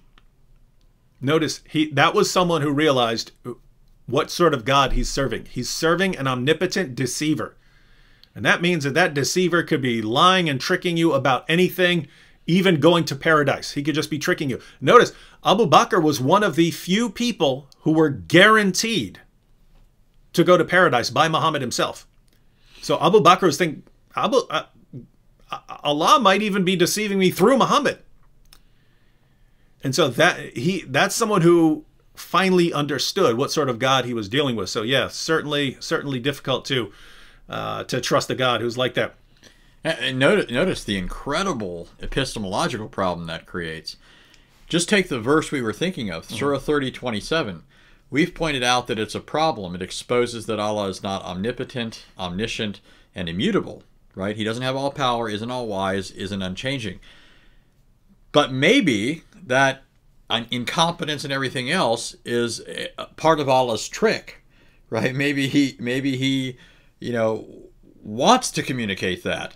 Mm-hmm. In which case, I mean, that's not a better position for things to be in. But my point is, it just throws everything into this incredible confusion, right? You can't tell if his blunder is really intentional. So when is he telling the truth or not telling the truth? That's just never going to be a possibility you can see through. If Allah is an omnipotent deceiver, but the other thing is, I mean, he boasts about being the greatest deceiver, but I don't know if he even pulls that off, the best, because again, he's trying in this verse to say that he is all powerful, but he ends up saying he's not. Right, so he's not the best deceiver. He ends up. I mean, he might be the most willing to deceive, the most desperate, the most anxious to deceive. He might sincerely want to be the best, but I think he proves himself pretty incompetent because he blows it all the time. Yeah, who blows it more often than Allah? Yeah, he is pretty bad. I actually want to. I've got for Ramadan. I'm basically getting all these comments of Muslims just pretty much begging me to stop going after their God. It's like, too late, guys, too late. You could have been nice earlier on, years ago, but you don't get to start begging just when I start, finally just completely wrecking your prophet on a daily basis.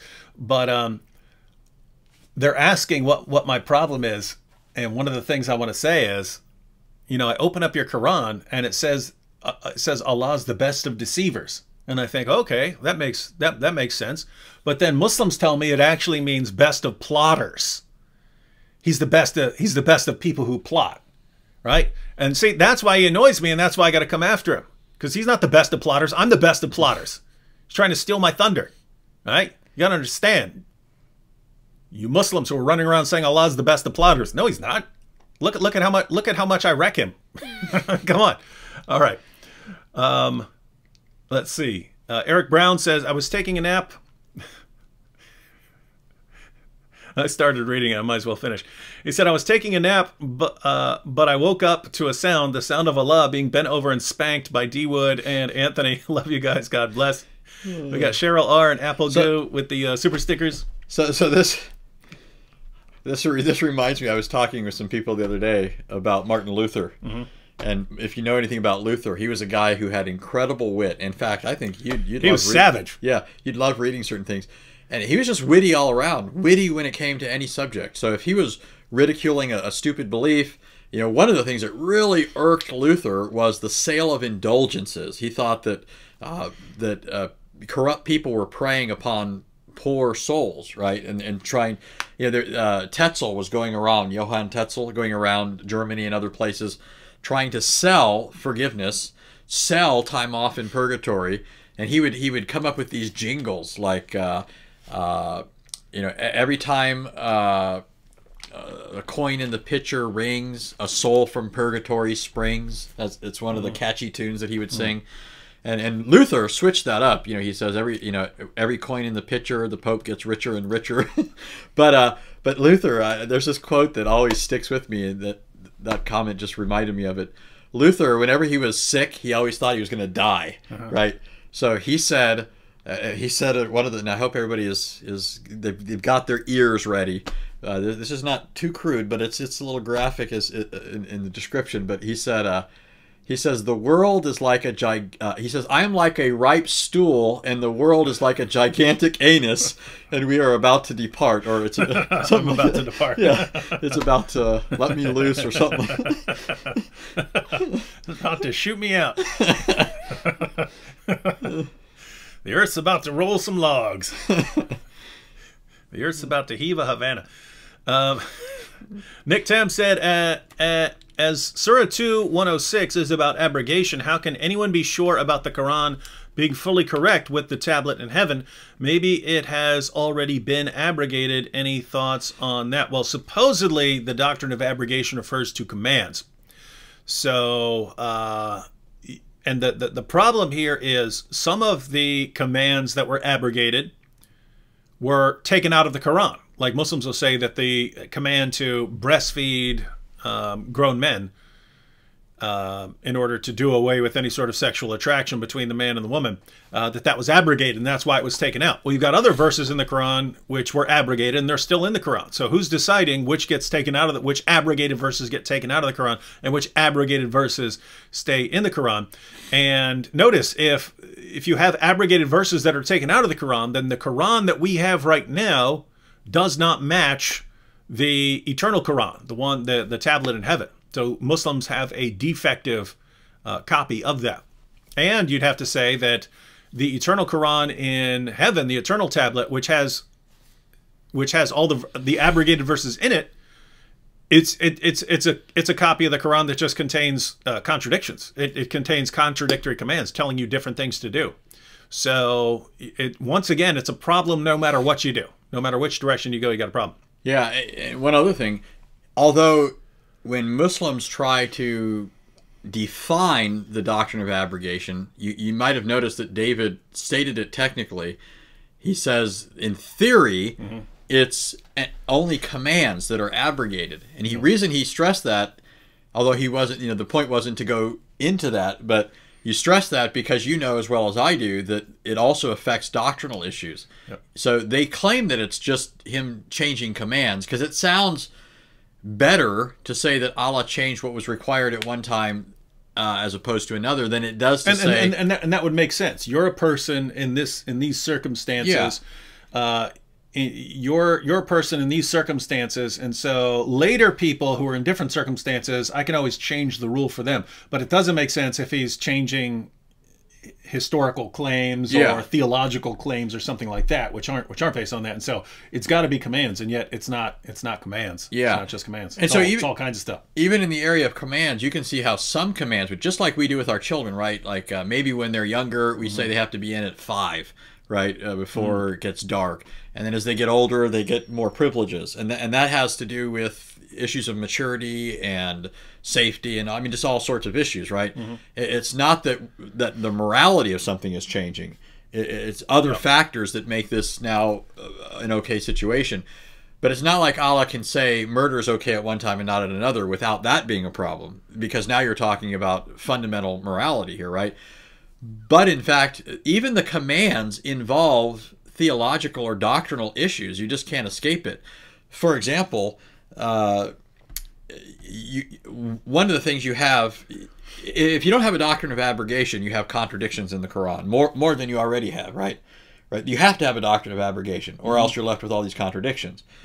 So, But by the way, side note, what's funny is if you look at the historical background of the verses on abrogation, it's that people started making fun of Muhammad for changing his revelations. So Muhammad's getting these revelations, and they're changing, and people eventually start noticing, and they actually are making fun of the Muslims, saying, your prophet says one thing, and then the next day tells you something else. What a joke. And that's when the revelation comes down. Oh yes, I got a revelation. The revelation is saying that Allah can change his revelations because he keeps bringing better stuff.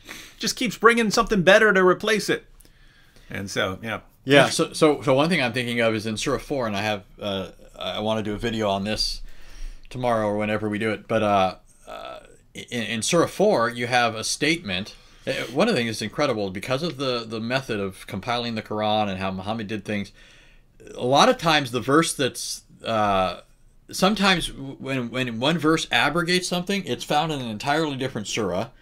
Other times it's found in the same surah. Sometimes it's found in a verse prior to the verse that's being abrogated. It just results in this incredible confusion. So in Surah 4, though, as an example, you have one verse saying that Allah won't forgive people who delay repentance until death, right? Meaning they wait until they're about to die and then they repent. So that's unforgivable, delayed repentance.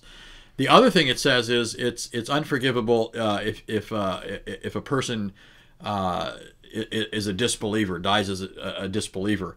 But then later Allah says that what he won't forgive, what's unforgivable, is shirk, right? But he'll forgive anything that's less than that. But that's in the same surah, Surah 4. In fact, there's 3 verses that do this. So you end up having 3 verses contradicting each other. But in Islamic theological categories, or legal categories, they actually distinguish between disbelief and shirk. Disbelief is not as great as shirk. Disbelief just means you're not believing the right thing. Shirk is positively ascribing partners to Allah. So here you have a change, Allah going from saying these 2 things are unforgivable to saying this one thing is unforgivable. But notice what it involves. It involves issues of theology, right? It's not like these are theologically neutral things, which assumes that theology has somehow changed. But how can that be, right? Unless the underlying theology changes, Allah changes or something like that. You really can't keep that sort of thing up, and Muhammad certainly didn't do it with any consistency. Because Allah is not all-wise. Allah's got some issues here.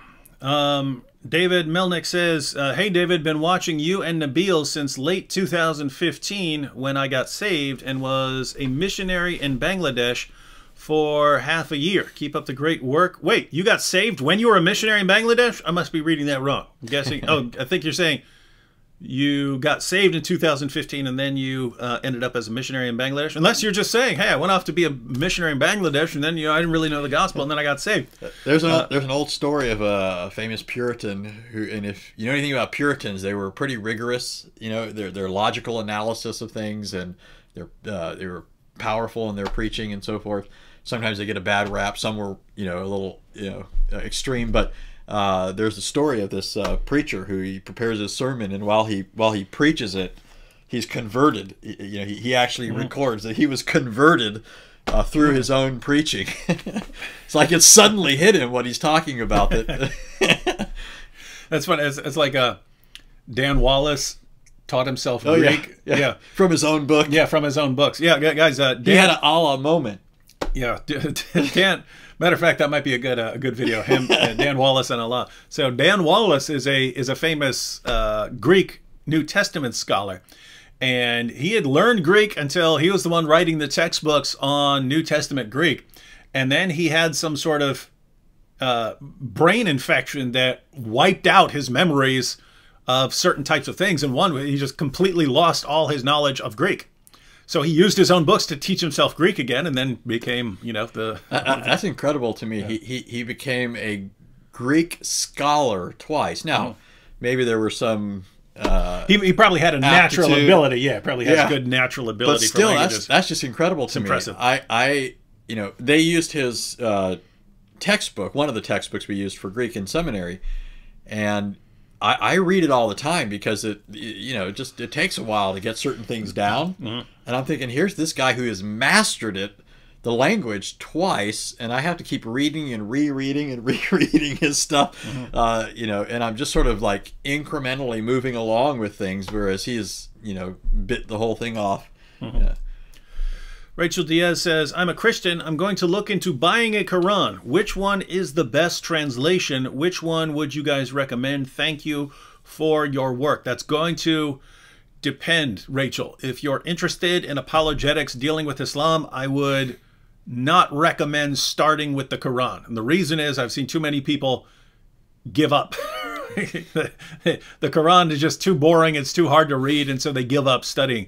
If you want to learn apologetics, I would recommend studying topically, right? So pick a topic like when something you're interested in. If you want to look up all the Quran passages that talk about Jesus or something like that, or if you were interested in refuting jihad or something like that, look up all the Quran passages on that, because it's just a big mess. It's a big, hard, difficult to understand mess. So I would recommend studying, reading a couple books and studying it topically, and then somewhere down the road, read the Quran all the way through. But if you just want to, if you want to read the Quran, you're wondering, which Quran to get, that's going to depend as well. The easiest Quran I've ever had to read was it's by someone named Halim. His last name is Halim. I forget his first name. Abdel Halim. Abdul Halim, yeah, but that's the Oxford version. So if you type in Oxford Quran, the Halim translation is what comes up, and it's basically the guy just knew Arabic well and English very well. You have lots of people who don't know one or the other as well, right? So they kind of know English and they're translating, but they clearly don't have a great grasp on the English language. Halim is just the easiest to read, so you might want to go with that if you're just trying to get through it. If you want something that's not watered down, you might want to get something like the Halali Khan. Of course, you're going to have problems with any English translation, but you might want something like the Halali Khan, which is put out by Salafis. If you want a popular version, Yusuf Ali is a really popular edition. So, yeah, kind of depends on what you're looking for. I've always found Yusuf Ali very helpful because he actually did have a good command of Arabic and English. I think it's garbage. Well, but I think he improves the Quran a great deal. If you read the footnotes, and this is what I really valued and found useful, because his footnotes, especially the older ones, I hear they've revised some, and it's harder to get some of the older stuff. Yeah. But his footnotes are often devastating. They are. They're massively helpful. Yeah. Yeah. So, footnotes are awesome. He's not trying to. His footnote on 6114, where he's talking about the Romans. Yeah. Awesome stuff. Oh yeah, so he's got a lot of useful material. He's not trying to help Christians, or he's trying to be a Muslim, but he's got these footnotes that are really helpful. So I always liked Yusuf Ali, but even his translation is not perfect. One thing that shows you just how terrible the Quran is you mentioned the Halali Khan version. You've seen all the words in brackets. Yeah, it's pretty rough. In fact, there's a funny story here. In the Bible, sometimes you'll see words that are in parentheses, and that just means that that's a parenthetical thought that was in the text, right? Mm-hmm. The author wrote those words, right? But Muslims, when they read translations of the Quran, there are all these words in brackets or parentheses, and it doesn't mean that those words are part of the Quran, but are a parenthetical aside of the author. That's something that's being added by the translator because the Quran is otherwise unintelligible gibberish, right? Mm-hmm. So I actually know of a Muslim. I won't even mention his name, but he's somebody you've interacted with, you've debated, and he wrote these articles one time where he was criticizing certain translations because it had words in parentheses. He thought they were being added, and so he came along and saying, "You guys are adding this to And I just busted out laughing because I'm thinking, oh, he's confused the convention for what Arab translators do with the Quran with what's happening in the Bible.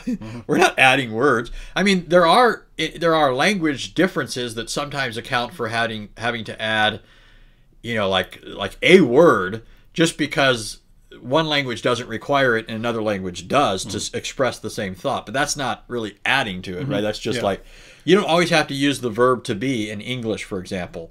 Anybody reading it. In fact, I was working with my son on Latin the other day, and I'm not proficient in Latin, but I had a little bit of Latin, so I'm trying to get him started, and then I'm going to hand him off to somebody who's more competent than me.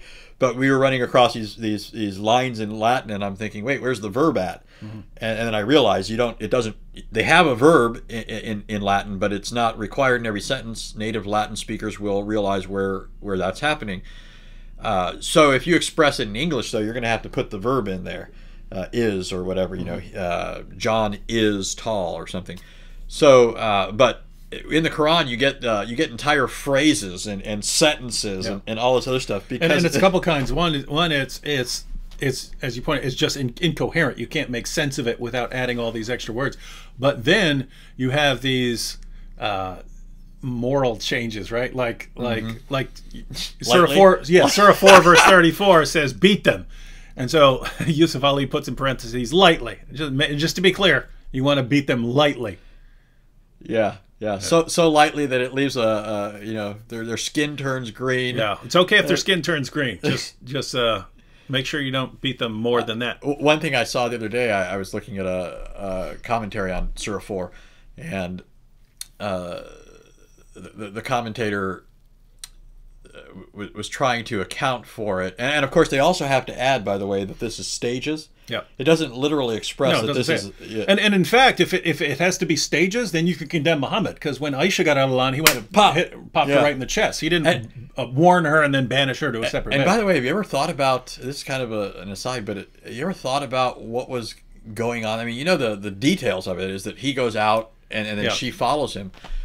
But he's supposedly praying for relief from the punishment of the grave for someone, but there is the issue of she doesn't trust this dude. Yeah, she doesn't trust this dude. That's what I'm thinking. Yeah. She's like, what's he up to? Yeah. And by the way, you just brought up another. This is another thing that Muhammad learned from the Jews.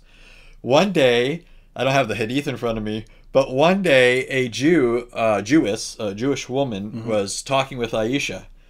And during the conversation, as they're parting, the Jewish woman kind of, blesses her in a certain way. She says, "May Allah protect you from the punishment of the grave," meaning may your time in the grave be peaceful. And it says, the hadith says that Aisha was frightened. So Muhammad comes in, and Aisha asks him about it. And she says, "Is there punishment in the grave?" And he goes, "No, there isn't. Who told you that?" Basically. And then Muhammad goes out, and guess what? Basically, you can figure out what's happening. He has to go ask somebody about this. He's probably going out and learning from a Jewish person. But in any case, the Jewish person told Aisha. She asked Muhammad. He says no, and then later he comes back and says, "Allah just told me there is punishment in the grave." That's not all Allah told him. Allah would eventually reveal that most of the punishment of the grave is for urinating improperly. You're peeing wrong, right? Not because you went and killed a bunch of people, or you massacred a bunch of people, or you molested a girl. None of that. You just were not peeing properly. You have to do the proper Muhammad position where you squat while peeing and stuff like that. And then other than that. So what's funny is, so you've got all these hadiths where it says that Aisha says, after that, I never noticed, she states it kind of odd, but something like a devil negative. But she says he never stopped praying for the punishment of the grave, right? Like this became an obsession of his. You also have a bunch of hadith where it says that he heard Moses in his grave, he heard this person in his grave. He would walk by and hear Jews screaming. Yeah, he could walk by graves and hear them. Yeah, but notice, why wasn't he hearing them before, right? Yeah, he suddenly gained the ability. Yes, he's like a lot. He's gaining abilities as he goes along. Yeah, it's easier for him. A Jewish woman tells now. Notice this. You've got another link in the chain here. Okay, Muslims say it's Allah, then Muhammad, then his companions, and other people who are getting it. I said earlier that no, it's the Jews, then it's Muhammad. Then it's Allah. Allah's always last. Muhammad's in the middle. But now we've got Aisha in here, right? It's the Jews, Aisha, Muhammad, now Allah. So Allah's third in line. He's getting further behind. Maybe his intelligence is... It's getting rough.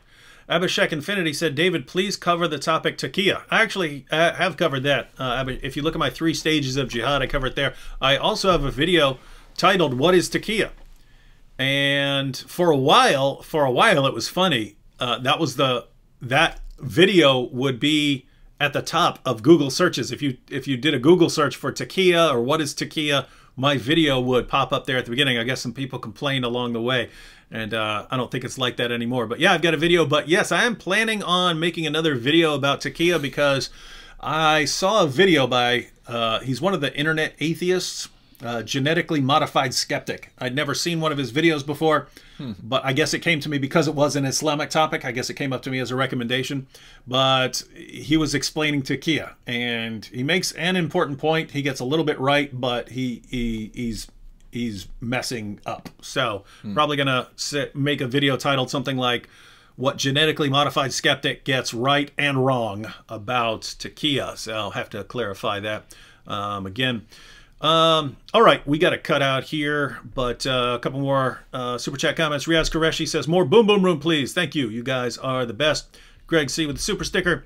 Gerhard Peter said, hey, David, here's my project that I started to gather comments of Muslims leaving Islam from your YouTube videos. davidhelpsmuslims.com.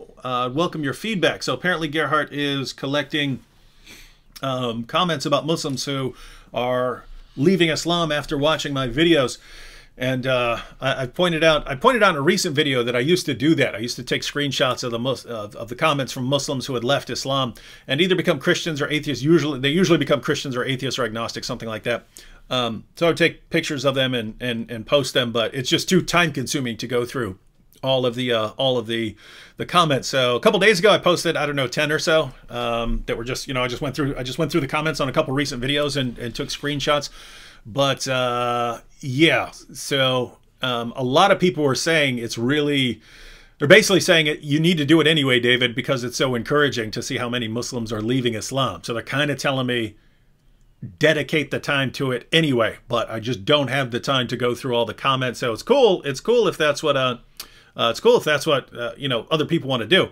But I will occasionally post post 8 or 10 or so, something like that. When I see a bunch at once, I'll just take a bunch of screenshots and share those. All right. Well, we had a lot more super chats, but we need to get off here because we have some work to get to. And so we're going to get to it. Should have another video up tomorrow. We'll be recording Anthony, and Lord willing, we will be live again. Share your comments in the comments section on what you'd like us to cover tomorrow. We'll try to pick a good one. Any final thoughts, Anthony? Nope. I mean, I was going to say real quick though, when you do those videos, I think it's helpful also in addressing the people who criticize the method, right, of using mockery where it's appropriate, wit, and so forth.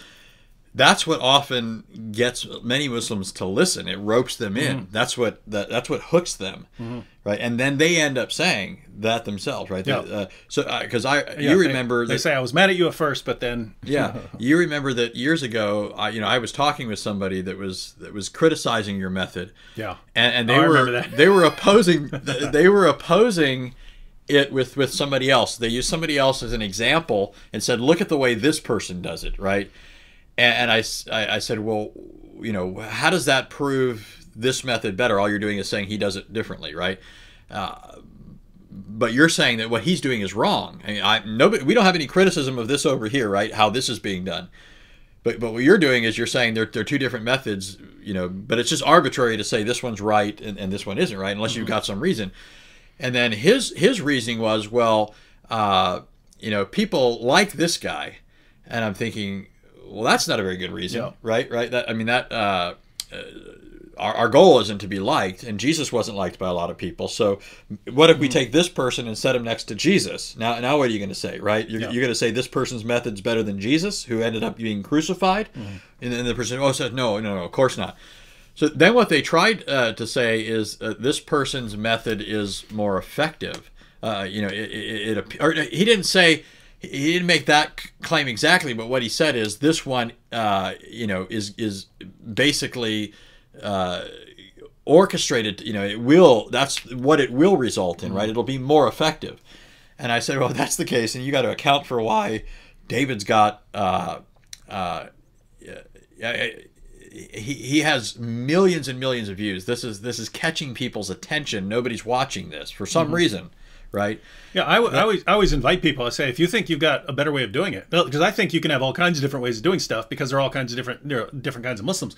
But if you really think, oh, David, if you did it this way, then it would be so much better. My response is usually, well, go do it that way. Yeah. Then come back. Then come back when you can say, you see how well this works. Yeah, and you're not going to say if they have less numbers, of people saying they converted or whatever, or if they have more, you're not gonna, your response will be praise the Lord. I mean, there's sarcasm, there's wit, there's all this other stuff that you do. But at the end of the day, you're not going to be like. My only thought is if you say my way is wrong, because I don't go around doing that. I don't go around to people saying you need to do it my way. I tell most people don't do it my way, right? Yeah.